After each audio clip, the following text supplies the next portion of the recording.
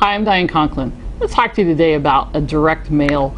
It's sort of a direct mail thing. It's really more a marketing issue, but the concept about list segmentation. One of the big misconceptions is that because it's email, we'll just send everything to our entire list. Big mistake. The biggest thing that you want to remember in marketing is when people open your message, when people receive your message, no matter whether it's video, audio, email, direct mail, doesn't matter. Whenever they receive your message, you want one of two thoughts to happen in their head. You want them to say, wow, she's talking to me, or this is for me, or both, preferably both. And so when you work with your list and segment your list down into certain areas. So for example, let's say you were going to do an event in Atlanta, Georgia, and it was a low-cost event and you wanted people really just from the local area. You're going to do a one-day or a half-day thing there. You could look at your list and you could mail to everybody within, say, a 3-hour driving radius. And when I say mail, I mean market to, okay? Everybody within, say, a 3-hour driving radius of Metro Atlanta. And in some instances, that would be like 20 miles because it takes 3 hours to get there. Those of you who are in Atlanta or have ever driven through Atlanta at rush hour know what I mean. But seriously, so you do a 250-mile radius. You could do just that. You could send to everybody who lives within that radius of Atlanta. You could send your message out to everyone on your list, and people in, overseas, people in LA might be thinking, why would I come to Atlanta for just a day, right? Because it's a long trip.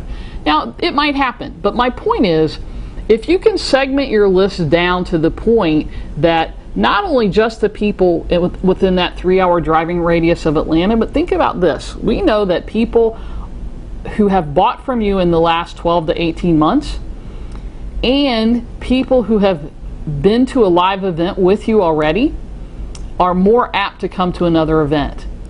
And they're buyers. They've spent money with you in the last 12 to 18 months. And so if you took those two parameters and added it to your Atlanta list, will it significantly shrink the number? Yes, it will, but that's what you want. You want to send it to people who are predisposed to hearing your message, to receiving your message, and to investing with you. Not to big numbers of people who have no chance of doing business with you. And so from strictly a direct mail, it's a great marketing concept in and of itself, but if you're talking about just direct mail, now we go from what people think of direct mail, which is mass marketing to thousands of people, right, to marketing and sending mail to maybe 500 people, maybe 1,000 people.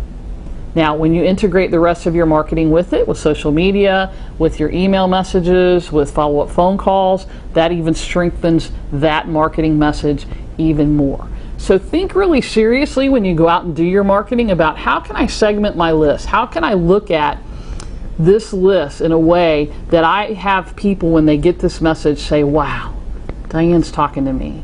Or how did Diane know I needed this right now? And that's really the key to list segmentation. Whether you're online or offline, this is a marketing strategy you really should be using. And there are a lot of great tools that'll help you do this. I'm not talking about like taking your whole list and figuring out who's in Atlanta with with an Excel spreadsheet.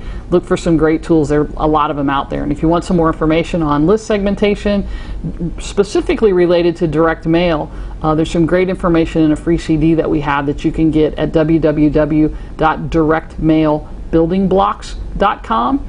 Or if you want more information on more general list segmentation, we'd be happy to talk to you about that at www.completemarketingsystems.com.